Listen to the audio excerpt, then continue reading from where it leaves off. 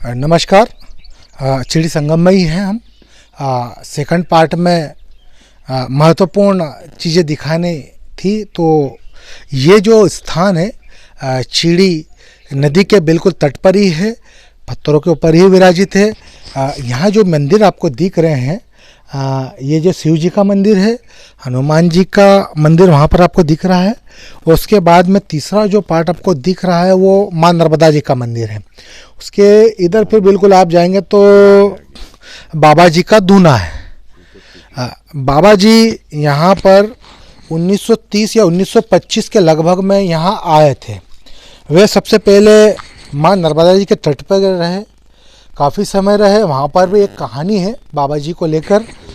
उसके बाद में वे यहाँ पर आए और उन्होंने यहाँ पर अपना धूना रमाया और बाबा जी ने यहाँ पर ये जो मंदिर है इनके निर्माण करवाए, ऐसा कहना है यहाँ के स्थानीय महाराज का कि ये हनुमान जी बाबा जी के सपने में आए थे और ऐसी कहानी भी है। महाराज जी क्या है कहानी? हाँ, ये जो हनुमान जी बाबा जी लालपुरी बाबा थे, हमारा नाम गोपालपुरी, उनके लड़के हम बाबा लालपुरी के। तो यहाँ उनको आए हो कि नर्मदा तट पे रहते थे, एक शुक्लेश्वर आगे है उधर, तो वहाँ रहते थे। 4 साल रुके वहाँ कुछ माँ की कृपा हुई ऐसी कि उनको वहाँ रहने नहीं दिया माँ नर्मदा ने।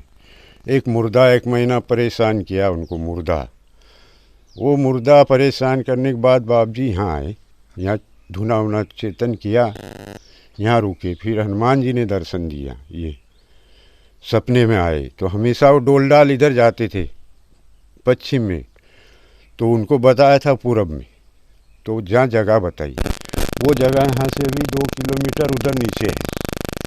तो वहाँ जाके बाप जी सुबह गए डोलडाल, तो लोटा का जो पानी था वो ले गए, वहाँ मूर्ति जब बताया वहाँ साफ किया तो ये मूर्ति निकली। तो बाप जी ने खड़ा कर दिया और उसी लोटे से नहला के आ गए। उसके बाद सपने में ये बोले हनुमान जी कि हमको कहीं ले जाके बिठा दो। उनको सपना आया ना, तो उसमें ये बोले कि हमको कहीं ले जाके बिठा दो। तो बाप जी ने फिर किया, उनको ला के यहाँ बिठाया। ये स्थान उनका पहले निर्माण हुआ, उसके बाद शुक्लेश्वर का हुआ। पहले हनुमान जी का ही निर्माण हुआ, उसके बाद में ये शुक्लेश्वर निर्माण किया। फिर इसका इतिहास है, फिर माँ नर्मदा जी का भी बाप जी ने निर्माण किया। उसके बाद में गांव वालों से परसी लिया उन्होंने वो, फिर एक स्कूल बनाया। उसके बाद इनका सबका उद्घाटन किया बाबा जी ने एक साथ।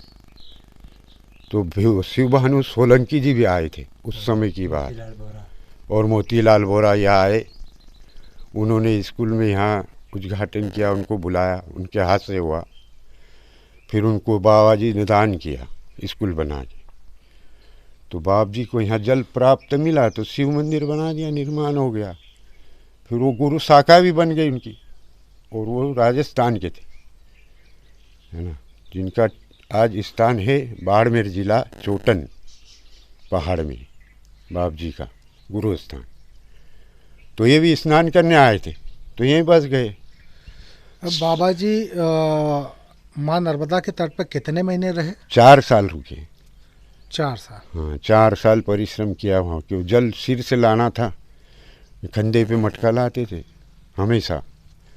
तो पानी भरना, उस समय साधन कुछ नहीं था, वो गाड़ी बैलगाड़ी से साधन चलता था। कोई गाड़ी थी ना, कोई साइकिल थी उस समय। साइकिल भी आती थी तो लोग देखने जाते, 10 साल एक साइकिल आई तो पूरा गांव उलट जाता था उस समय की बात। तो वहाँ रुके 4 साल परिश्रम किया। फिर यहाँ आए तो उनके हाथ से वो तो एरन घरते थे, उनके कारीगर थे, वो तो स्वयं करते थे, करनी छोड़ते ही नहीं थे, अपना काम कभी छोड़ा ही नहीं। कुंडे बनाए उन्होंने, ये सब। यहाँ ऊपर ही जल है और अमर जल है यहाँ का, स्वास्थ्य। अब ऊपर कचरा दिखता हुआ, हाथ में ले वो बिल्कुल कांच, कोई जीव जंतु कुछ नहीं, शुद्ध पानी। और इतिहास ही है, शुक्लेश्वर महादेव नाम से पुराना। जैसा कि अभी बाबा जी ने बताया है, लालपुरी गरस्ती थे जो महाराज थे, एक सिद्ध संत थे। उन्होंने इस जगह पर जहाँ निर्जीव था, कुछ नहीं था, उन्होंने यहाँ पर आकर अपना स्थान विराजित किया और उन्होंने यहाँ पर आकर सबसे पहले हनुमान जी की प्रतिमा को विराजित किया। ऐसा कहा जाता है कि उनके सपने में हनुमान जी आए थे और उनको सपने में जो मार्ग दिखाया और उन्होंने कहा कि मुझे कहीं ले जाकर आप विस्थापित कर दो, तो उन्होंने हनुमान जी की प्रतिमा को निकाल कर यहाँ पर विस्थापित की। मैं आपको हनुमान जी की प्रतिमा की ओर भी ले जाऊँगा। तो सबसे पहले मैं आपको हनुमान जी की प्रतिमा की ओर ले जा रहा हूँ, जहाँ पर बाबा जी को हनुमान जी ने सपना दिया था और सपने में उन्होंने जो हनुमान जी की बात सुनी थी उनके अनुरूप उन्होंने उस स्थान को जाकर जब देखा और ढूंढा तो हनुमान जी की ये प्रतिमा उन्हें मिली। और इस प्रतिमा को आप गौर से देखेंगे, पत्थरों की है, काफ़ी खूबसूरत है और लालपुरी महाराज जी ने उन्होंने अपने हाथों से यहाँ पर हनुमान जी को विराजित किया, क्योंकि इन्होंने उन्हें स्वप्न में ऐसा बताया था कि मैं यहाँ पर हूँ और मुझे कहीं और स्थान पर ले जाकर आप विराजित करें। ये एक सिद्ध संत की कहानी भी है जिन्होंने शिक्षा का भी महत्व दिया, एक स्कूल का भी निर्माण किया। जो स्कूल है वो इस मट्टी का जो टीला दिख रहा है आपको, उसके ठीक उस पार एक स्कूल है।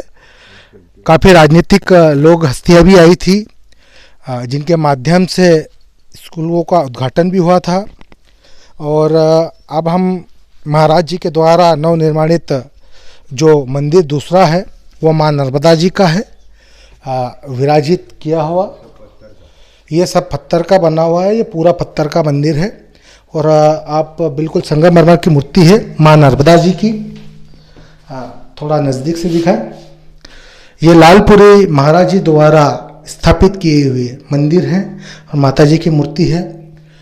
सिद्ध संत थे और काफ़ी समय वे चिड़ी संगम स्थल में रहे, उनकी साधना तपस्या स्थली रही और उन्होंने इस प्राकृतिक सौंदर्य को बनाने में कोई कमी नहीं छोड़ी। आज भी वैसी ही स्थिति है, आज भी वैसा ही पवित्र शुद्ध स्थल है। उन्हीं के द्वारा नवनिर्माणित किए, उन्हीं के हाथों से, ऐसा बताया जाता है कि इस मंदिर का जो निर्माण किया है उन्होंने उनके हाथों से किया, क्योंकि वे खुद एक कुशल कारीगर थे, अच्छे आर्किटेक्ट थे। उन्होंने एक स्ट्रक्चर को तैयार किया बड़ी खूबसूरती के साथ में। आप इस मंदिर को देखेंगे अंदर की तरफ, बड़ी खूबसूरती के साथ में इस स्ट्रक्चर को देखेंगे। इसमें नक्काशी जो की है महाराज जी के हाथ की है और उन्होंने इसे जो बनाया है काफ़ी खूबसूरती के साथ बनाया और उस समय तो काफ़ी खूबसूरत रहा होगा। आज चूँकि पुराना होने से ये जो मंदिर है थोड़ा कलर वाला निकल, पर पत्थरों के द्वारा बाबा जी खुद ही इसका निर्माण किए हैं। तो आप देख सकते हैं ये बाबा जी के द्वारा, अभी हम मुख्य गेट पर, ये पत्थरों का ही गेट है। और शुक्लेश्वर महादेव काफ़ी पुराने और लालपुरी जी महाराज के द्वारा इनको स्थापित किया गया था। आप यहाँ एक बहुत अच्छी चीज़ है, ये जो है यहाँ पर महाराज जी बताएंगे जरा ये किनकी प्रतिमा और जिसके अंदर से, जरा आप आ जाइए इधर, लाइट दिखाए थोड़ा। बहुत गंगा मैया के नाम की मूर्ति है, गंगा मैया। ये माँ गंगा जी की प्रतिमा है जिसमें से बिल्कुल देखिए जल, बिल्कुल देखिएगा आप, ये इस यहाँ देखिए, ये बिल्कुल यहाँ से जल निकल रहा है और शुद्ध और बिल्कुल बड़ी मात्रा में, बड़ी धारा में। ये इस स्थान का महत्वपूर्ण पहलू होगा। आप यहाँ देख सकते हैं कि माँ गंगा की प्रतिमा है और बिल्कुल पत्थर की है और उस प्रतिमा के बीच में थोड़ा लाइट दिखाए महाराज जी, ये यहाँ से पानी बिल्कुल निकल रहा है और शुद्ध और निर्मल पानी है। आप इसे दिखाएंगे जरा, इकबाल भाई दिखाएंगे, मैं इस पानी को आपको पी के दिखाता हूँ।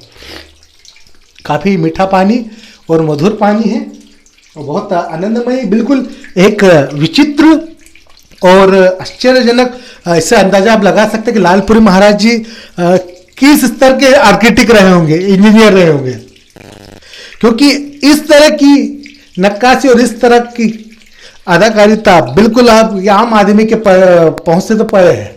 आप इसको देख सकते हैं, ये महाराज जी का चमत्कार समझ सकते हैं आप इसको। सिद्ध पुरुष है तो स्वाभाविक बात है कि उन्होंने अपनी साधना के बल पर इन स्थानों को जीवित किया है। यहां से भी दिखेगा आपको कुंड, पानी यहां से भी निकलता है।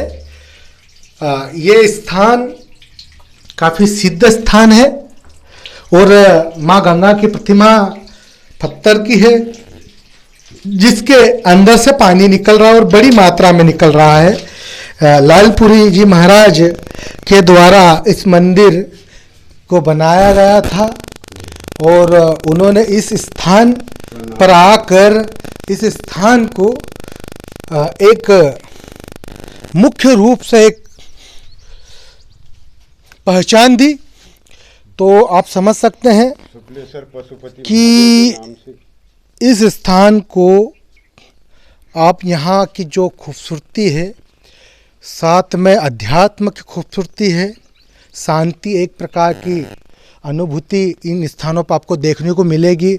और लालपुरी महाराज जी का जहाँ धुना लगता है वो कुटिया सामने ठीक है, वहाँ महाराज जी रहते थे और वहाँ से अपने सारे नित्य कर्म करते हुए महाराज जी बिल्कुल अपनी साधनाएं करते रहे। उनका जीवन पर्यंत तक वे यहाँ ही रहे, साधना करते रहे और इस स्थान पर उन्होंने काफ़ी कुछ निर्माण और लोगों को जन कल्याणकारी जानकारियाँ देते रहे। इतने सिद्ध पुरुष, महान पुरुष रहे हैं बाबा जी लालपुरी, जिनके जाने के बाद भी इस स्थान की खूबसूरती देखते ही बनती है। और एक छोटा सा महाराज जी ने ही उनके हाथों से इसका निर्माण किया था। एक तालाब टाइप बनाया था जहाँ पानी थोड़ा सा संग्रहित हो जाए। आजकल तो ज़्यादा इसका उपयोग नहीं होता है, पर महाराज जी द्वारा जो जो चीज़ें बनाई गई थी, ये सारी चीज़ें मैं आपको दिखाऊंगा। लालपुरी जी महाराज काफ़ी खूबसूरती के साथ, काफ़ी नक्काशी के साथ में। और ये बाबा जी का दूना, बाबा जी यहाँ विराजित होकर अपनी साधनाएं करते थे, बैठते थे। ये उनका धूना है, ये उनका चिमटा है। थोड़ा लाइट दिखाएंगे बाबा तो बहुत अच्छा रहेगा। ये उनका बाबा जी का चिमटा है, यहीं पर वे धुना रमाते थे। यहीं बैठकर वे इसी गादी पर बैठ करके वे अपनी साधनाएं करते थे, लोगों को मार्गदर्शन करते थे। और उनका जीवन का जो अंतिम पल भी शायद इसी स्थान पे बीता है और इस स्थान को उन्होंने जागृत बनाने में कोई कमी नहीं छोड़ी। उनका स्थान और है मनार में, एक मनार में भी बता रहे हैं महाराज जी की, मनार बाबा जी की समाधि बता रहे हैं। मनावर में जहाँ मैं रहता हूँ, जहाँ का मेरा जन्म स्थल है, वहाँ पर भी मैं जाऊँगा उस स्थान पर जहाँ इनकी समाधि है। बाबा जी वो मनार में कहाँ पर है उनकी समाधि? तालाब। अच्छा हाँ ठीक है, कस्तली, ठीक मैं बिल्कुल वो कस्तली तालाब पर बाबा जी की समाधि रही है।